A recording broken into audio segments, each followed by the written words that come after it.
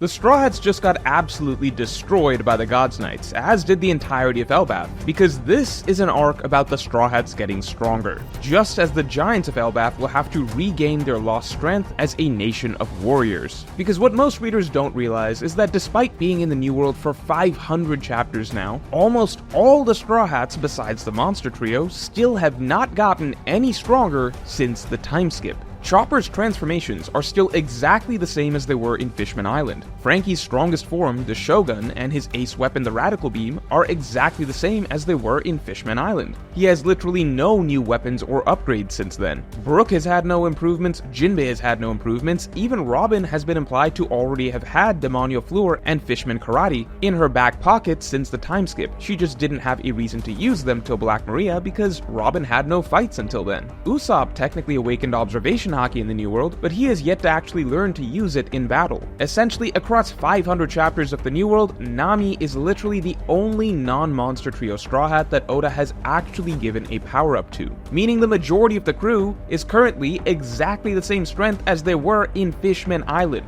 That is obviously not going to cut it for the final war, and certainly not for the crew of the Pirate King, which is why the Straw Hats had to face this loss here in Elbaf, because this is the arc that they will finally have to get stronger. And it's not just these Straw Hats, Zoro and Sanji finally got power-ups in Wano, which is a bit better than the rest of the crew, but they have also begun to lag behind Luffy, who has gotten power-up after power-up after power-up after power-up throughout the New World. And if Elbaf has made one thing clear, it's that the two wings also have to become a lot stronger to keep up with their captain, as in the next arc, the War to End All Wars, Zoro and Sanji will have to be able to fight side by side with Luffy to take on some of the strongest characters in the world for their captain. So let's break down why Elbaf is clearly set up to be a training arc for the Straw Hats, as well as the specific power-ups that each of the Straw Hats is foreshadowed to get. But first, April is National Testicular Cancer Awareness Month, which is why we're going to be taking a second to talk about Manscaped's new initiative to partner with the Testicular Cancer Society. Manscaped, the sponsor of this video, will be donating $50,000 to the Testicular Cancer Society to raise awareness and give support to those affected by testicular cancer and their families. If you're interested in helping the cause, Manscaped has released new men's grooming tools for you or your family or your partner. The new TCS Ball Hero Bundle includes the Lawnmower 5.0 Ultra TCS Special Edition, as well as the Special Edition TCS Boxers 2.0. I've said it before and I'll say it again, Manscaped has the best men's grooming tools on the market because they're smooth, gentle, and fast. You can groom yourself down there in less than 30 seconds without having to worry about any sort of nicks or cuts, thanks to their trademark dual skin-safe blade heads. And for my viewers, Manscaped is offering 20% off any order plus free shipping when you use promo code MORGE at manscaped.com. That's 20% off plus free shipping with promo code MORGE at manscaped.com, link in the description below. So that aside, to begin with, there are three clear points that indicate that this is supposed to be an arc about getting stronger. First is the direction of the character writing for the crew so far, second is the overarching themes of Elbaf that are taking shape, and third and finally is the plot structure that Oda seems to be using for this arc in particular. So to begin with, when focusing on the characters, why is it that the majority of the Straw Hats have exactly the same combat strength today as they did all the way back in Fishman Island? Well, the simple reality is that the New World has not been very Straw Hat centric, meaning with most of the crew relegated to smaller roles, it's been rare to have storylines where the crew has actually been pushed to grow, both in terms of their characters and in terms of strength. And if you recall, some of the most notable arcs pre-time skip where the entire crew would get stronger were Alabasta and Enies Lobby, which were also naturally highly crew-focused storylines that rewarded the main characters at the end of the arcs with significant fights and power-ups. Those type of arcs have been generally lacking throughout the post-time skip, which is why even a large arc like Wano still only had some rushed courtesy fights for a lot of the Straw Hats, and some still didn't even get any fights at all, which makes sense as Wano really wasn't an arc centered around the crew, it was about the Wano natives. But the big difference we're quickly seeing with Elbaf is that finally this is an arc where the Straw Hats are once again front and center. In this storyline, they are not being pushed to the background. In Elbaf so far, we spent the opening chapters just focusing on old dynamics, such as the East Blue Five and the Romance Dawn trio, as well as getting notable storylines started for characters like Robin and Franky who have been in desperate need of development for some time.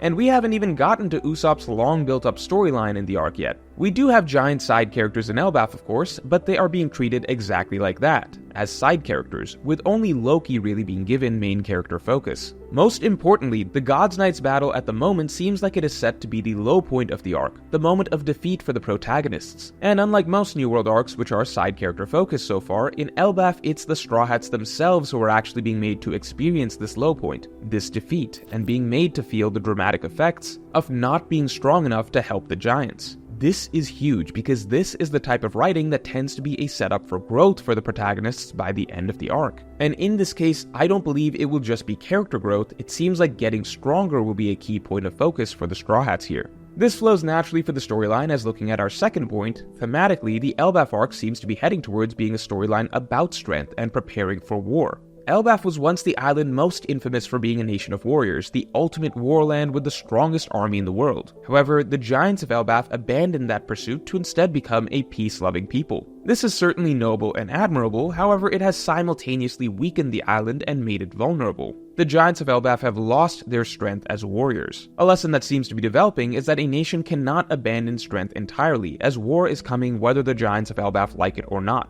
In fact, the greatest war that the world has ever seen, one that will engulf even this new, peaceful, civilized nation. There is no way around it. Looking at how effortlessly this entire nation has been decimated by just a few Gods Knights, it's clear that Elbaf will need to learn to stand up and fight again. And so, for a thematically congruent storyline, it's likely that just as this arc will feature the giants of Elbaf once again learning to become warriors, we will see the Straw Hats also focused on getting stronger as well, to become capable of truly taking on the world in the final war. The Fishman Island level that they've stagnated at simply is not going to cut it. Even for Zoro and Sanji, who were kept out of the fray with the Gods Knights, they likely need to get stronger as well by the end of this arc. Wano was the first arc where these two finally got a power-up in the New World, which is a lot slower than Luffy, and while Luffy can now already go toe-to-toe with pretty much any top tier, handling everyone from Kizaru to multiple Gorosei at the same time in Egghead, Zoro and Sanji were notably far less useful in that same arc. Elbaf reminded us that the right and left hand of the Pirate King are supposed to meet a certain standard. Just look at what a challenge even old and declined Skopper was for Luffy. And considering Zoro is soon supposed to be fighting Mihawk, and Sanji needs to soon be stronger than even prime Skopper, it seems like Zoro and Sanji will need to make a huge leap in Elbaf before the final war as well. And that leads us to the third point, which is that plot-wise, we are about to get the perfect window for some training and upgrades for the crew. It's been made clear that the Gods Knights attack so far is just their initial assault, and that they will be back later with a far more powerful force, with the goal of subjugating Elbaf.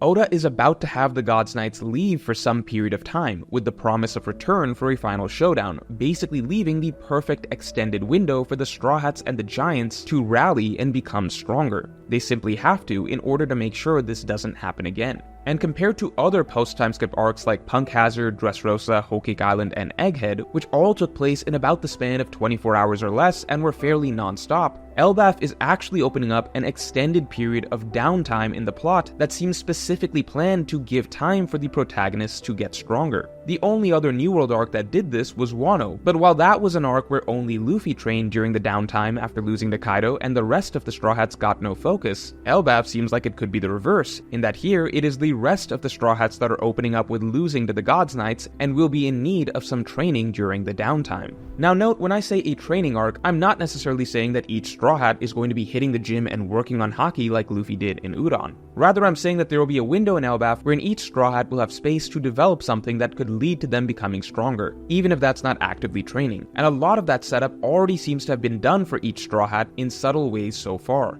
Let me start breaking it down for you Straw Hat by Straw Hat.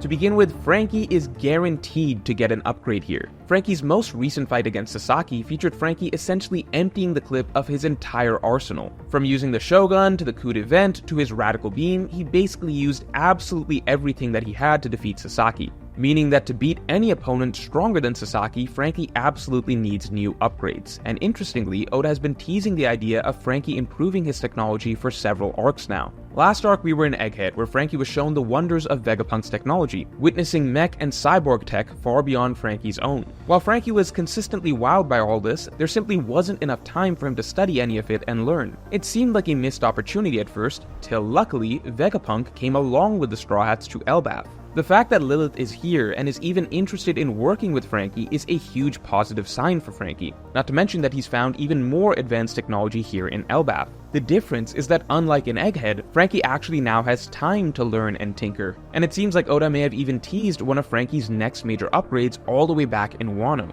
Sanji talked about how Queen's rapid-fire laser was a weapon that Franky would likely be interested in, and considering so far the laser seems like Franky's ultimate weapon, a new and improved version of it seems like the natural evolution of his arsenal. And considering Vegapunk was the one who first figured out how to replicate Kizaru's lasers, it seems like Lilith's presence is going to be a huge help in giving us a new and improved Franky by the end of Elbaf.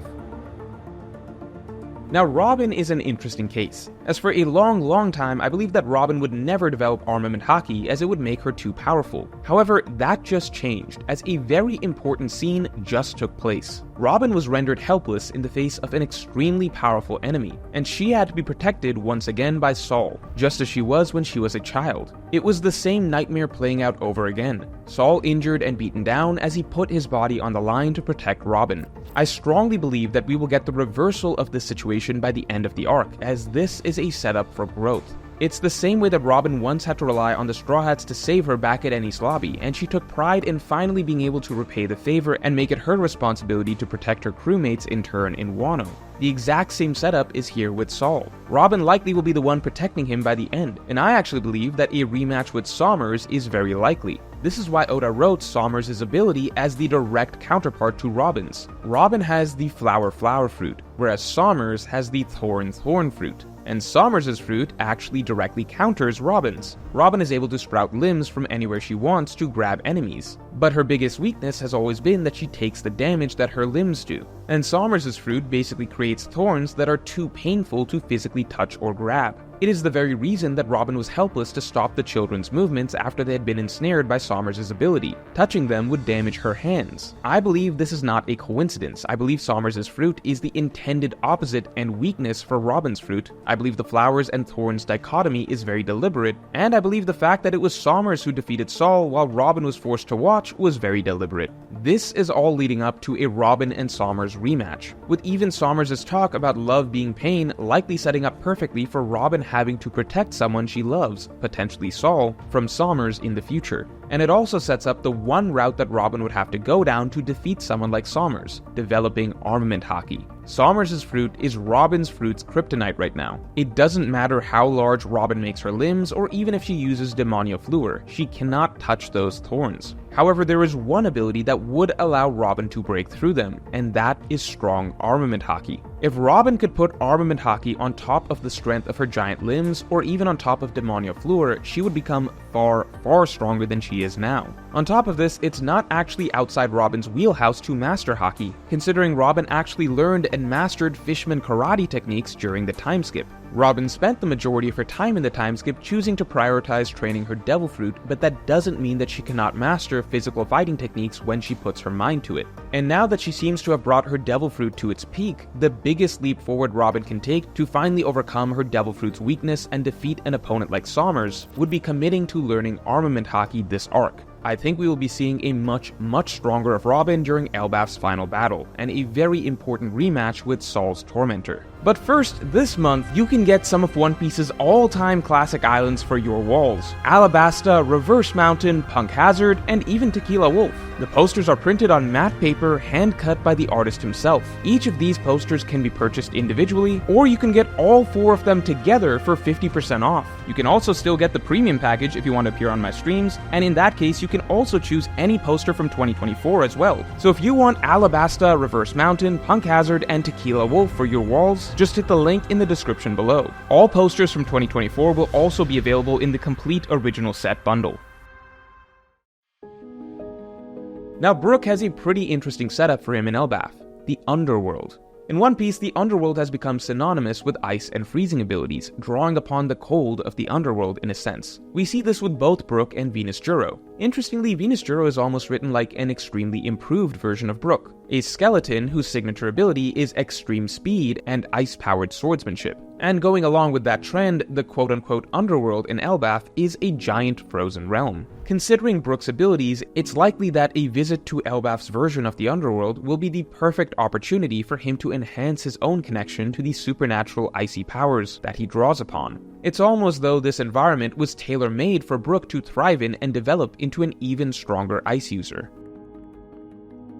With Usopp, the route is fairly obvious. Usopp dipped his toe into Haki back in Dressrosa, where he first awakened Observation Haki. However, unfortunately, this ability did not become part of his arsenal, as Usopp doesn't seem to be aware of what the ability was, and he has not showed any continued mastery of it or ability to draw upon it since the sugar incident. However, there are a lot of hints that Usopp is set to become a powerful Observation Haki user in Elbaf. To begin with, the Elbaf arc in general features a lot of references to Observation Haki, and particularly to advanced levels of Observation Haki. The arc began with Shanks showing us the strongest display of Future Sight in the entire story. The Gods Knights have displayed the ability to hide their presences, which is likely an advanced use of Observation Haki as well. And yet on top of that, Skopper Gaban has been quietly displaying some of the most impressive Observation Haki so far, being able to sense the Gods Knights' arrival when the monster trio could not, and being able to sense the Gods Knight's presence even now when the monster trio seems to still be unaware of them. If there is an arc for Usopp to finally tap into and learn the skill that he awakened in Dressrosa, this is it. This would especially make sense considering we know that Oda has been building up Elbaf as an Usopp-centric storyline for a long time, so this would be the perfect opportunity to pick up that thread that was started in Dressrosa. On top of this, it is extremely likely that an upcoming matchup for Usopp in the final war will be Van Augur, who has the extremely deadly teleportation fruit. This is a fruit ability that would be pretty much impossible for Usopp to fight against in a sniper battle, unless Usopp had Observation Haki to be able to predict where Van Augur is teleporting to next. So Usopp actually developing Observation Haki in Elbaf is an absolute necessity. The next steps for Chopper are fairly simple, awakening his fruit. See, it has now become fairly apparent that Chopper's monster point is a semi-awakening of his Zoan fruit. By that I mean when we first met awakened Zoans, the Impel Down guards, we saw that their mindless state and animalistic behavior was pretty much identical to Chopper's monster point. So at first it seemed as though Chopper's monster point may have been Devil Fruit Awakening for his Zoan. However, later in the story we began to see more and more awakened Zoans, and all of these awakened Zoans were actually fully sentient, and characterized by distinct clouds that surrounded them. As such, in retrospect, it seems likely that the Impel Down guards were not fully awakened Zoans, rather they were semi-awakened Zoans, and because they could not fully awaken, they did not have their own consciousness and did not have the trademark clouds. By extension, that would also indicate that Chopper's monster point is not his fully awakened Zoan form, it's only a partial Zoan awakening. Even though Chopper can now be sentient in Monster Point post-time skip, that just means he was able to figure out a way to remain conscious in his semi-awakened state. But the lack of clouds makes it clear that this still isn't a full Zoan awakening.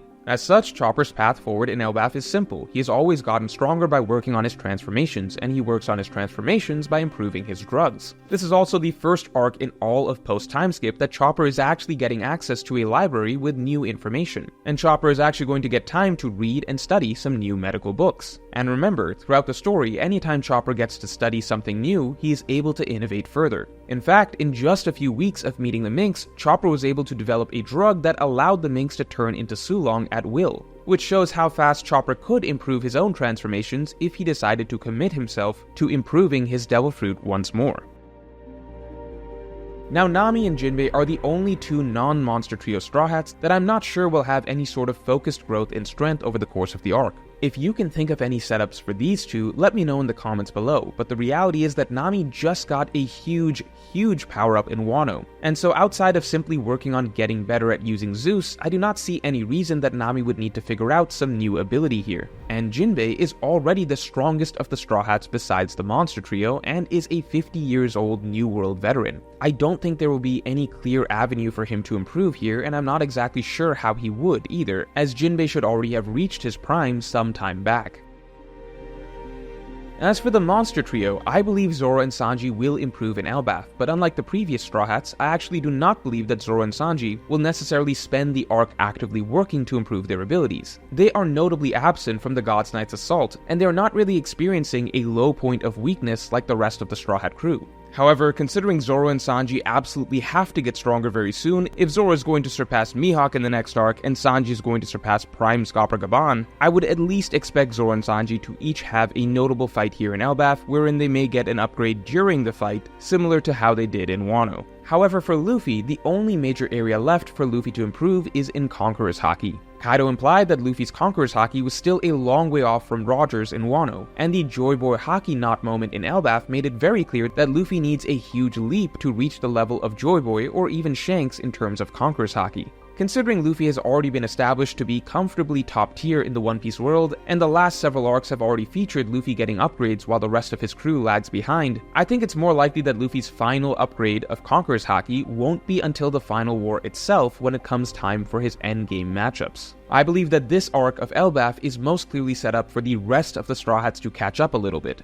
and show themselves as worthy of being the crew of the Pirate King. But let me know how you think the Monster Trio might improve in the comments below, and if you enjoyed this video then definitely like and subscribe. And if you want to hear my extended thoughts on the rest of the developments that will happen before the final battle of Elbaf, then you can listen to my weekly podcast that just dropped, by becoming a member or by supporting me on Patreon, link in the description below.